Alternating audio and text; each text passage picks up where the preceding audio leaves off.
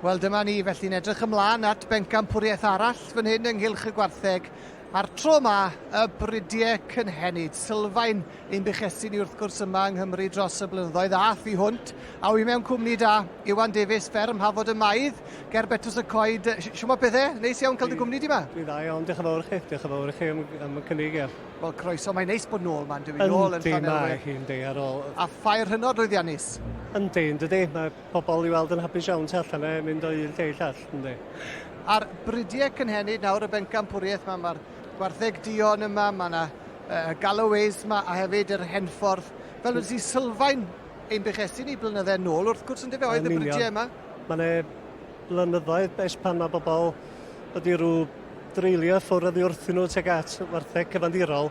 Ond dwi'n teimlo bod yr costau uchel a'r ffordd mae pethau mynd ar hyn o bryd, yr ansawdd y cig yn mynd yn bwysicach a bwysicach fel da ni'n mynd ymlaen. Yn union.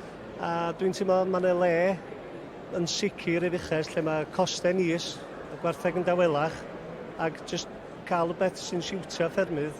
Achos dyna beth i chi wedi wneud adre ar eich fferm, yn y fe soniwch chydig bach am y fiches arbennig sydd gyda chi. Ia, biches ling, da ni'n gadw adre. Eto biches fywch gynghenid o'r Alban y wreiddiol.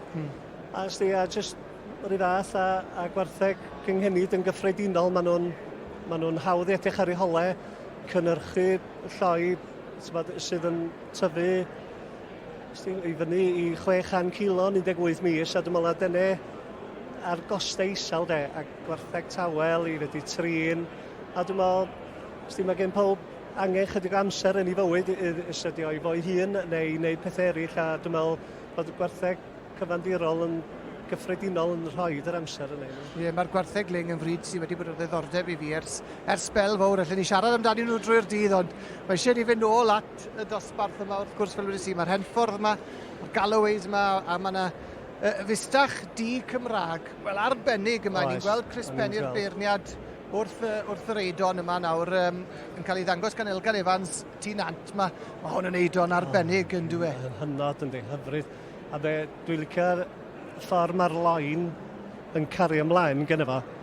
A mae'r ochr yna o gynnyrchu bistach neu heffer wedi dod yn fwy i'r amlwg yn y blynyddoedd dwytha yma wan. Do, Mae loen cyn bwysiced a dim byd arall ar yn yr ifel. A yn sicr mae o gen efo fan yndi. A wedi cael ei baratoi'n dda, wedi cael ei glipio, wedi cael ei olchi, a bob dim yn arbennig. Mae wedi bod yn brysur iawn ar hwn yn do. Mae nhw ar ei gorau a dyna hi. Ond yr heffer Galloway groes wedi mynd â hi. Mae'n sweet ofnadwy hwnna ar y fferna.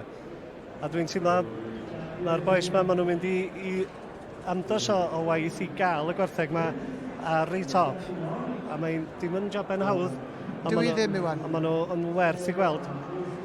Ond fel wedys ti, mae hwnna'n un sweet tu hwnt yn dwi. Mae'n cario i phwysau yn dda, yn ysgam droed iawn hefyd, ac yn werth i'w gweld. Yndi. Ond dwi'n meddwl bod e le i'r gwartheg ynghenid mewn sioeau tebyg i hyn. Oes. Heb os na goni bai. Heb os. Mae'n bwysig, dwi'n meddwl bod nhw'n cael y llwyfan ac yn cael eu cyfle yma. Yn union.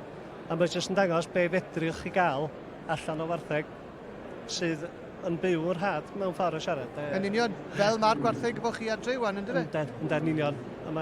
Allan drwy'r gaeaf. Mae'r cael y dewis o gadw nhw allan neu mewn be bynnag da chi eisiau gwneud efo nhw, dwi'n meddwl yn hanfodol yn y byd da ni yn ofo ar hyn o bryd. Ac i gymryd mantais o'r mynyddoedd mae sydd gennym ni i wneud y gorau ar y rannau habitat ac i managio nhw mewn ffordd, defnyddio'r gwartheg i gynnyrchu gig, ac eto i edrych ôl amgylchedd hefyd. Mae'r rhaid cael bywch cynghenid i wneud hynny. Oes, yn union, achos mae'r prefetiach ac ati wedyn yn ffynnu oddi ar y tail a bob dim sy'n cael ei adael ar ei hôl. Mae'n un cilch fawr yn dweud, dwi'n meddwl. Yndi, mi mae o. Ond nôl at y pencampwr fan hyn, o iddo Mr and Mrs Jason a Sarah Wareham o Sussex wedi ennill y dosbarth neu'r bencampwriaeth, dylen ni wedi i'r Brydiau Cynhenid yn y Ffair ac yn enillydd heiddiannol iawn. Ac Iwan, diolch yn fawr i chi am eich cwmni. Diolch yn fawr i chi.